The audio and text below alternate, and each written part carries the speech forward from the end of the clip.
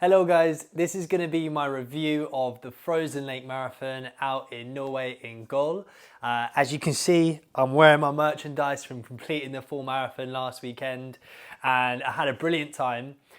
In the run up to doing the marathon, I tried to find more information about it and I felt like there wasn't really much out there. So I wanted to put this review together so that anybody else who's thinking about potentially doing the marathon can watch this video and feel confident about doing it. The first thing I would say is if you are considering doing it is 100% go for it because it is one of the best things I've ever done, hands down. In this video, I'm going to go over my preparation, which will include the training that I've done, also the things that we brought out to Norway with us. Was it necessary? What would we have changed?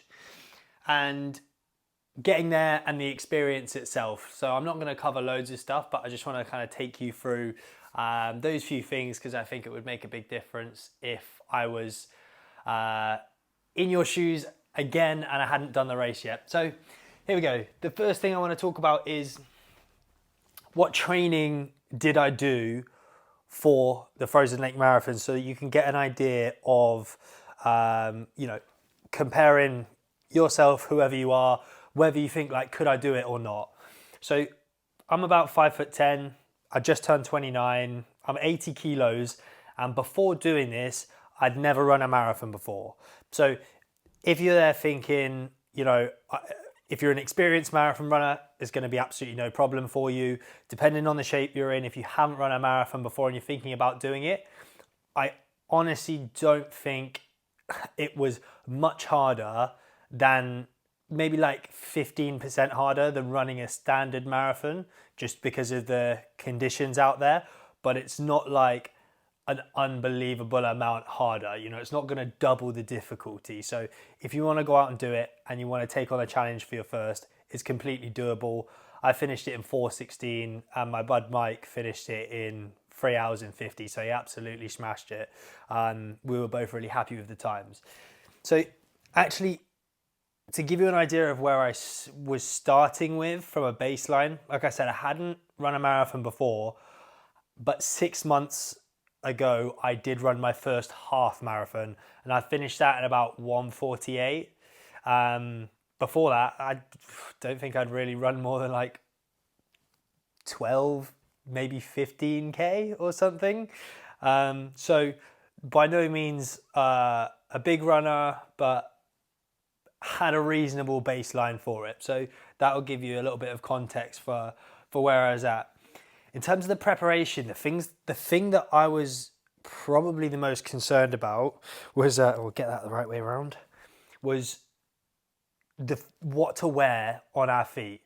I've got a pair of Hokas that I run in and train in day by day, and they've been brilliant for doing my long runs around here.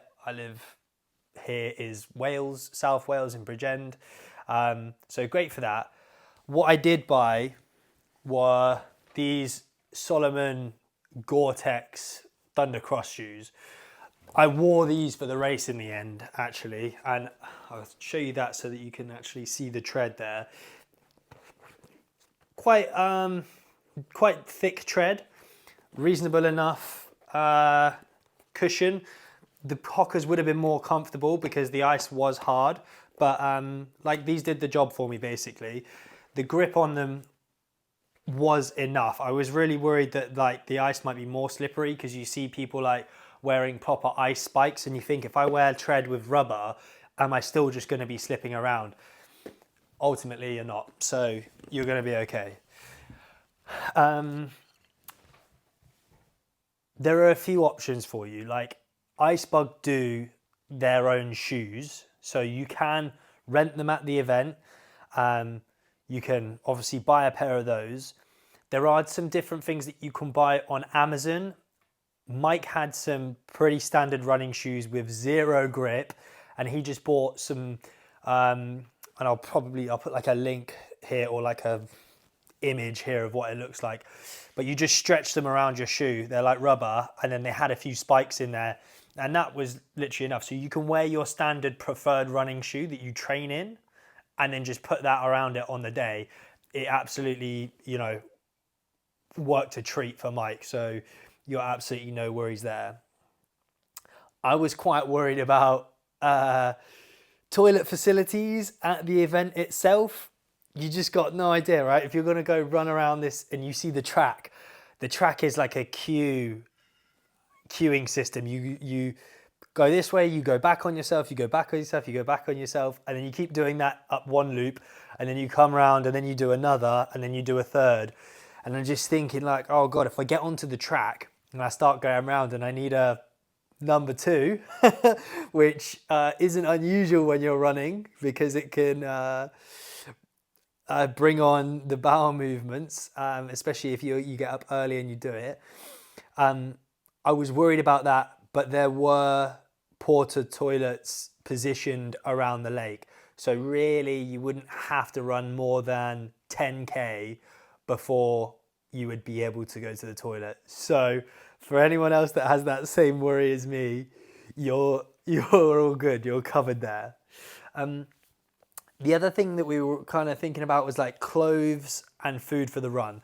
So when we did it, it was -4 degrees on the day.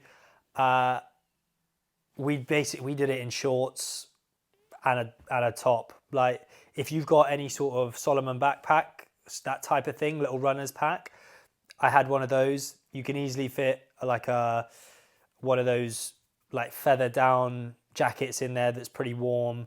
But realistically, unless you get a day where it's like windy and wet, like the cold, because it was a still day, it didn't feel like as cold as it does often here in the UK. So running in the -4 didn't make that much of a difference, I don't think. So I wouldn't be like worrying about wrapping up to the nines or like, thinking you got to go buy loads of kit. Like if you've got a pair of leggings, those sort of things to wear underneath your shorts, and you bring a jacket and a hat, like you'll be absolutely sweet out there. In terms of food for the run, I brought a load of gels with me, but the race was so good at having tables around. They've got water in one cup, they've got sports drink in another cup, they got chocolate, they got oranges, bananas, they got power bars, they got gels, and they've got them all on the table. And like, the bananas are all cut, oranges are ready to go, and they basically make it so that you can run over there, have a sip of water, have a bite of an orange, eat some chocolate, and then get on running again. And so you don't even really need to think about bringing, carb drinks or, running gels and things like that, because they have it all there for you, and they have it at the right sort of distances. So you can be confident that the race guys have it covered. I think that they probably lack a little bit on their website about this kind of stuff. And the email notifications I got about things like the toilets were like a week before. And I was just thinking like, oh my God, I hope like I was trying to practice with the gels that I was going to take just to make sure that they wouldn't upset my stomach, because I didn't want to be in this vast like flat lake of like just pure white and me stood there in the middle trying to go for a number two because there's nowhere to hide. But that didn't happen anyway. And now I'll talk about the experience itself. Getting there, I would say we flew into Oslo, and then because I was with a mate, a few people, some spectators, and my mate who was in the race, we hired a car. We didn't book through the race package.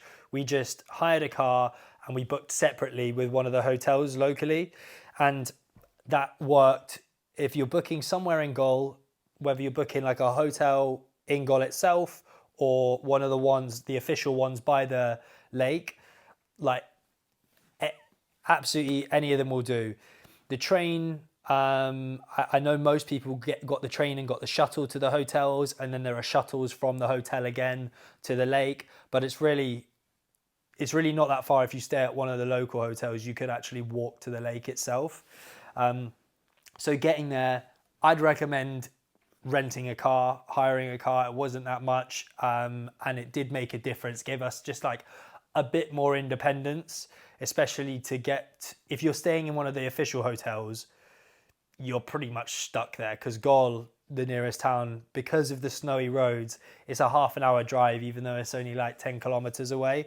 So it does give you a bit of extra freedom to go to the shops or leave when you want. Otherwise, you're stuck waiting for the shuttle to take you back to the train station. But everyone else who was there, who was doing the shuttles, said that it was absolutely brilliant. So no stress. We went out for the night run and that was awesome.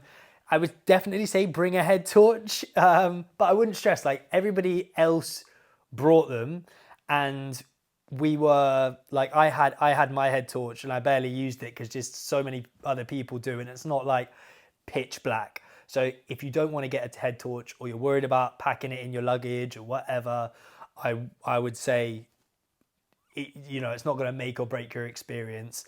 You'll still be able to do the night run. Don't stress about it too much. But obviously, hopefully everyone doesn't watch this video because you are still relying on other people to bring their head torches. Otherwise, then you're a bit screwed. And so like the ice itself on the lake is so thick. It is, you just wouldn't even know you're running on ice. It's like you're running on a concrete asphalt with a layer of ice on top. Now the ice itself, it's not like polished, smooth ice. So you're not slipping around loads.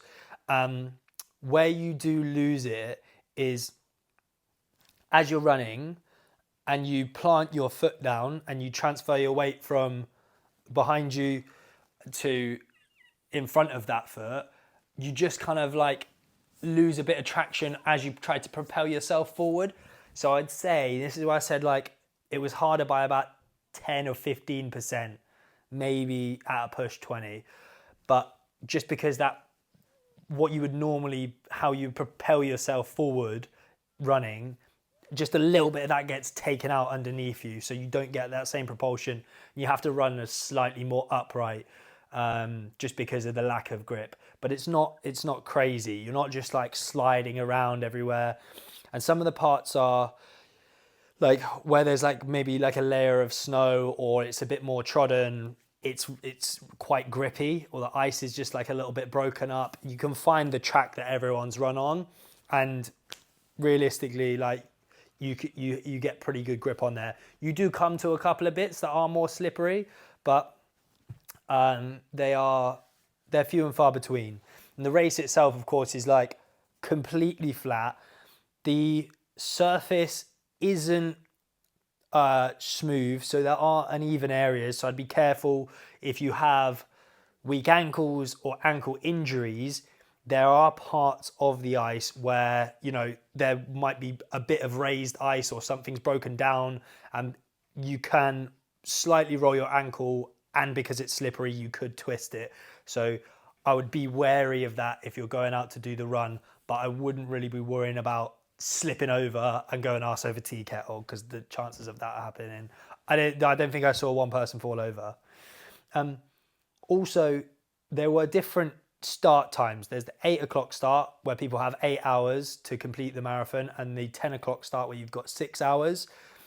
From what I saw, there were no non-finishers this year, and there were people who started in the 8 o'clock race who walked the entire thing. So if you want to go and have the experience, like you can literally get out there and walk it. You don't even need to be a runner. You can walk the whole way. I saw a dude, he was topless and he had no shoes on, and him and his missus walked the whole thing.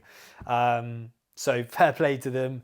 And if you just want to get out there for the experience, then you can do that too. The race itself was great, and it's great for spectators too. On the way out there, it looks like, oh, here's the track on the map, and maybe the spectators are not allowed on the lake or something like that, and you think they're just going to wave to you, and then they're not going to see you for 21k until you do the second lap. That wasn't the case. Our friends and family who came out there were and everyone else is allowed out onto the track. There's no barriers because there's like not that many people. So my mate's mum was coming onto the track and like running with us for a couple of 100 meters and like cheering us on, filming us. They were all stood by the side and like handing us chocolates, or, you know, I gave them my hat. And then once we would, because of the nature of the design of the track, they could like walk to the next bit and then cheer us on there, and then walk to another bit and cheer us on there as we did these different loops. So they actually stayed there the whole time and they had a good day too. So if you're thinking like spectator wise, we'd recommend spectators go as well. Like, honestly, one of the best things I've ever done. The scenery all the way from Oslo to Gol was gorgeous, and actually being on the lake itself, running with a bunch of other crazy people who paid to do something that like that for fun, was brilliant. We made some good friends there. The food in the hotels was absolutely perfect. They had so much stuff, awesome buffet. And yeah, I just couldn't recommend it more. Whether you are an experienced runner and you want to go out there and absolutely smash it in 3 hours, like someone did, or if you just want to get out and do something different and challenge yourself, it doesn't matter your fitness level, doesn't matter your age, you can get out there and do it, and I would highly recommend it. Don't be put off by the lack of information on the website. I hope this has inspired you and given the information that you need. But yeah, that's probably the end of my review. Best of luck, and I don't even know how to finish this off with my arms wide open. See you later.